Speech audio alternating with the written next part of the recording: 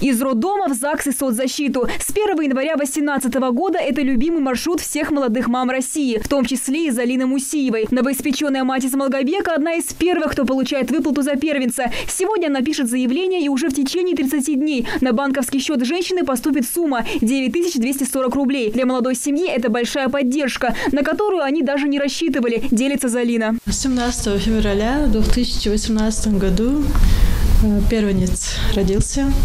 Так, Чиирсов, больница, в соцзащите, телефон тихо. Ну, они меня пригласили, документ Хакеште. И собрала все документы.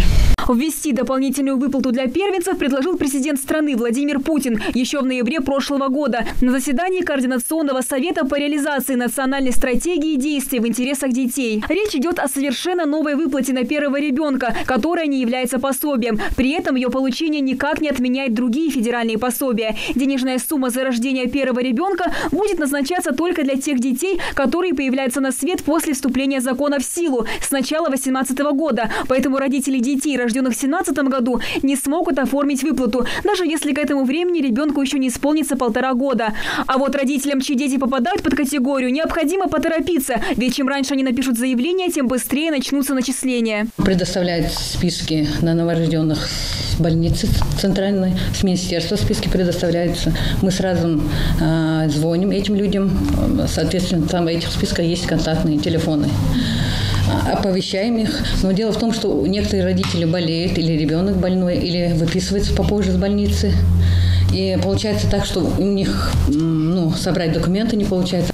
Ежемесячная выплата на первого ребенка предоставляется в размере прожиточного минимума, установленного в регионе. В Ингушетии эта сумма составляет 9240 рублей. Для получения денежной суммы необходимо обратиться в управление соцзащиты по месту жительства и предоставить заявление о назначении выплаты, свидетельство о рождении ребенка, паспорт заявителя, информацию о расчетном счете в банке и справку о доходах каждого члена семьи за 12 месяцев и справку, которую выдают в ЗАГСе по месту жительства. За 2 месяца, за январь и февраль 2018 года нашими отделами ЗАГС составлено 1367 записей актов о рождении. Из них первых детей 180 и вторых детей 236. В течение 15 минут составляют записи актов о рождении на новорожденного ребенка и вместе со свидетельством о рождении вручают родителям справку форму номер 24 на получение пособия. Начисления начнутся с момента обращения. Однако не все семьи имеют на это право. Только те, в которых ежемесячный доход каждого члена семьи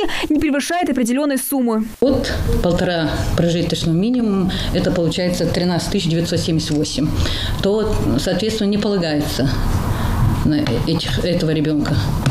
А если не превышает, то мы, соответственно, принимаем документы, перечень предоставляем, и они сдают к нам документы. Чтобы рассчитать средний доход на человека в семье, нужно сложить все выплаты, которые получил каждый член семьи, до вычета налогов за полный прошлый год. Сюда входят заработная плата, компенсации, премии, пособия, стипендии и другие выплаты от государства, кроме единовременной материальной помощи. Ну а если у вас родились 2 или более ребенка, то ежемесячное пособие положено только одному из них. Выплаты приходят на расчетный счет, который вы предоставили вместе со своими документами. А вот прекращаются они со дня, когда ребенку исполнилось 1,5 года.